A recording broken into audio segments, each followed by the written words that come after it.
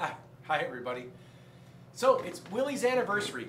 It is September 9th, 2020. And 32 years ago on this date, over at a tiny little storefront that I got, I borrowed very little money to start Willie's.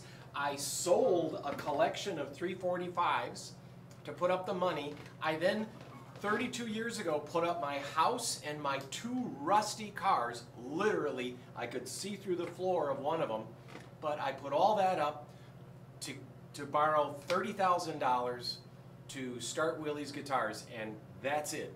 I didn't have any family money, and here we are 32 years later, and most of you have heard of us. I think that's kind of cool. I thank all the Willie's employees, past, the current, and everyone and all the customers. It's been a great run. Well, back when I started,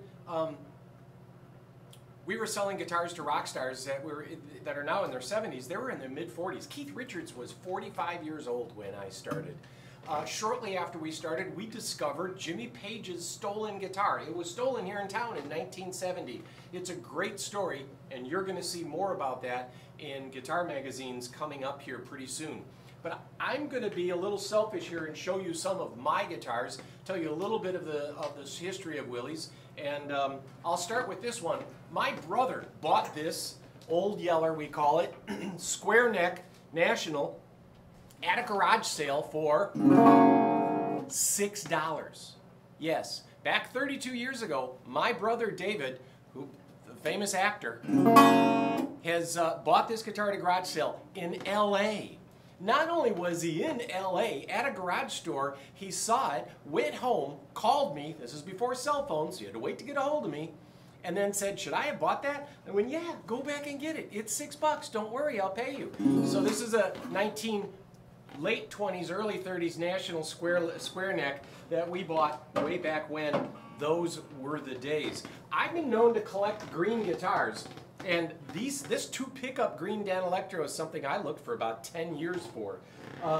One of the coolest green guitars is this. There's 3 in existence. I know that one of them burned in a house fire. You're going to say, that's crazy. But no, it's not. It's a 1955 green, and it's almost like a day-glow green.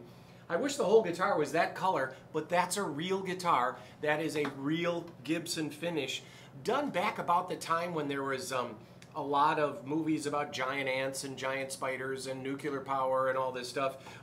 This is a real guitar. It's pretty cool. Also, I played for years in a band with a friend, Larry Past. Aldo, who used to work here, played in this band with us, and Larry had this on stage, and I kept going, man, that's the coolest guitar in the world. It's refinished. And he went, yeah, it's refinished. However, looking at it, I found out later, I talked Larry into it, and I actually got shipping records of this. This was called Seal Brown. And it was ordered through a USO shop, so a military guy bought this while he was in the military at a military store, and it is original. Yes, it is. You can largely tell from these, if you see the white paint inside the F-holes, you can see that in both these guitars, that kind of white trim is something that they would do on a lot of guitars, but this is a guitar that I'll never sell. And it's just the coolest looking guitar. And it is one of a kind. It's a 1955 Gibson ES-125. My first guitar show, I bought this. And I fell in love with it. A guy from Atlanta had it at a guitar show in Iowa. It's a 1959. And if you remember, if you're old enough to remember, I was looking for a green guard for this guitar forever. The green guard had burned up and literally started on fire. And so the stage lights. So there's a white guard on here. It's an older white guard. And for years I put it in my ads looking for green guard for Esquire for this guitar. And here's an interesting story. Pete from Pete's Guitars came to me just before he died, about 6 months before he died, and he goes, I've got one. and he was kind enough just to give it to me. So I have the original guard too, the green guard that would go on this, but has an old guard, but a beautiful 59. Most of my friends I've been on stage with that have played this, Dan Lund, this is for you. Most of my friends have said, when you die, will you leave this for me? Because this is just a fantastic sounding 59 Esquire.